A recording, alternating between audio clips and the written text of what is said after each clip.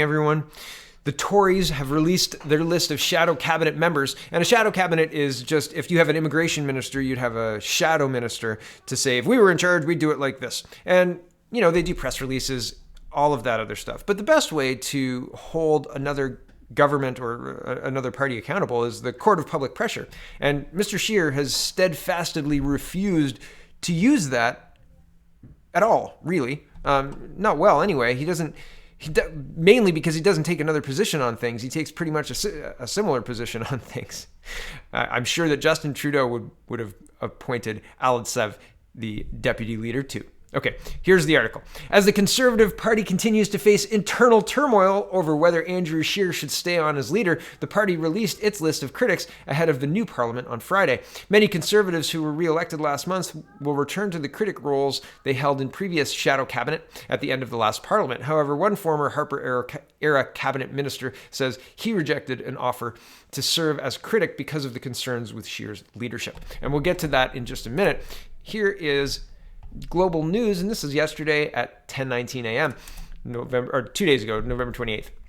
And it's Andrew Scheer is a political dead man walking. Now, this is an opinion piece, but interesting stuff. And I've been talking about the coordinated media push about this. And I think that it's interesting to focus on the opposition prime minister or opposition leader when we have a prime minister who has fundamentally done nothing since election, right? He's assigned his cabinet. That's it. That's it. And we're not scheduled to start up again until the 5th of December. And that's a long time. That's a long time. It seems like there are important files that need movement. China, right? It seems like there are things to do, and it seems strange to be focusing so much on the leader of the opposition party when you have something like a lame duck prime minister sitting around doing nothing. Right? And what's the focus? It just seems distractionary. It seems weird. It seems strange. Here's Ed Fast, and he's talking about Mr. Scheer's leadership chops. It says, this is the CBC News, Ed Fast rejects Scheer's offer of critics post, cites leadership concerns. And it says, Ed Fast, a former trade minister under Stephen Harper, has turned down an offer to serve in Andrew Scheer's shadow cabinet, citing concerns about his leadership. In an interview with CBC News, Fast said he spoke with the Conservative leadership this week about where he might fit into the lineup of critics tasked with scrutinizing the Liberal cabinet ministers. Quote, I expressed my desire not to be included at this time, he said. Mr. Scheer, I believe, is entitled to surround himself with a team that fully supports his leadership, and I'm looking forward to remaining fully in the affairs of our Conservative caucus and to holding Justin Trudeau to account for his actions, his words, and how he leads his country. This country. Excuse me. And interesting, right? I mean, not everybody's going to agree, but I've said up to now, I think the Conservatives have generally been happy with Mr. Scheer. I think they were happy with him going into the election. I think they were happy with him with his performance, with the increase of seats. I've heard a lot of people on Twitter saying, we increase seats, I stand with Scheer, blah, blah, blah. So maybe I'm missing this. Maybe I'm incorrect in thinking this is a media coordinated thing. And maybe there is these disaffected Conservative Party people. But if there are, it just seems like such an about face from the election. It just seems weird, right? It just seems strange. So I don't know. I don't know what to make of it. Here's the last story for this morning. And this is the Supreme Court awards $20,000 to women fined for refusing to hold escalator handrail. I didn't know about this until this morning.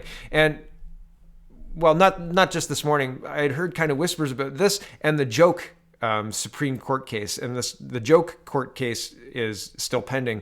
And I'll get to that one maybe in just a second. But fundamentally, this is crazy. Like this happened in Quebec, and here we go. CBC News is reporting, quote, the Supreme Court of Canada has ordered that a woman who was arrested for refusing to hold an escalator handrail in a metro station in Laval, Quebec, be awarded $20,000 in damages. Bella Kosian was at the Montmorency, sorry if I've got that wrong, metro station in 2009 when a police officer told her to respect a pictogram with the instructions, hold the handrail. The situation grew tense when she refused to comply and declined to identify herself when asked. She was arrested, detained for 30 minutes, and finally let go with 2 tickets, one for $100 for disobeying a pictogram and a $320 fine for obstructing the work of an inspector. Now, I'm going to pause here. I'm going to go back to this. But I think that this charge is very interesting. Isn't the inspector's job to find somebody breaking the law and find them, right? So wouldn't the person breaking the law just need the disobeying the pictogram thing, the $100 for disobeying the pictogram? Because the work of an inspector is to do exactly that. I mean, it's not at all, but right? Like, it just seems really weird. Like, how dare you interrupt my work by making me do my work? It just seems weird. She was acquitted of the 2 infractions in Montreal Municipal Court in 2012 and subsequently filed a $45,000 lawsuit against Montreal's Transit Authority, the city of Laval, and one of the officers, Fabio Camacho. It is Camacho. Her suit was rejected by a Quebec court in 2015 and by the Quebec Court of Appeal in 2017, which said Kosian was the author of her own misfortune. The Supreme Court has ordered $20,000 to be paid to Kosian in damages. The Société de Transport de Montréal, which operates the Metro, and Camacho will each be liable for half the amount. The judges wrote in their decision that Kosian was entitled to refuse to obey an unlawful order and therefore committed no fault in the case. Right. You can't just, as an officer, you can't just say, do that or I'm going to arrest you. I mean, you can and did, but the Supreme Court did not uphold it. And I think that's interesting.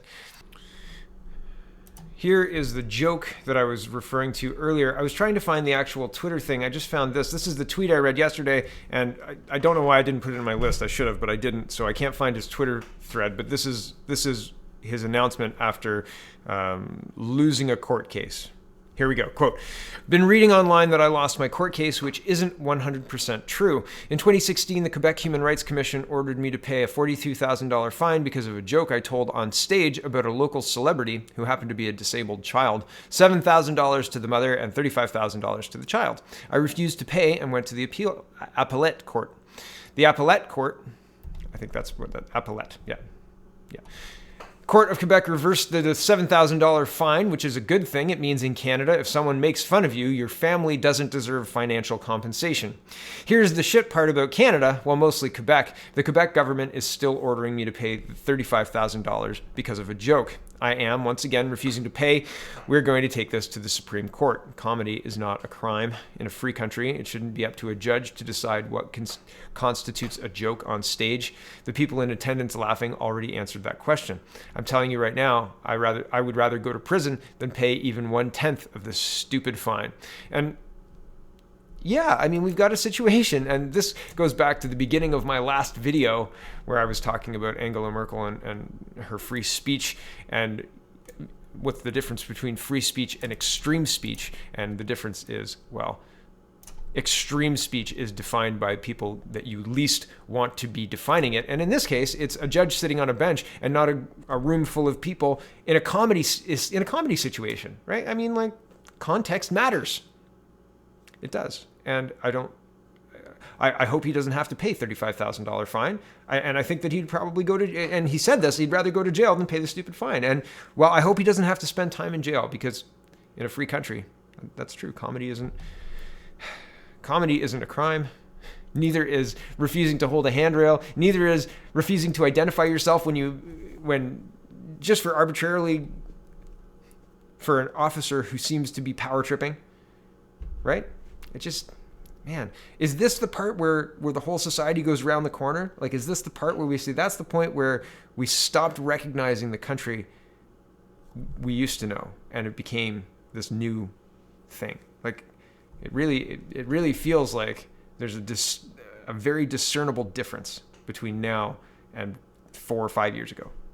And maybe that's just me. Maybe that's my age. But I don't know. Thanks for watching, everybody. Have a wonderful, wonderful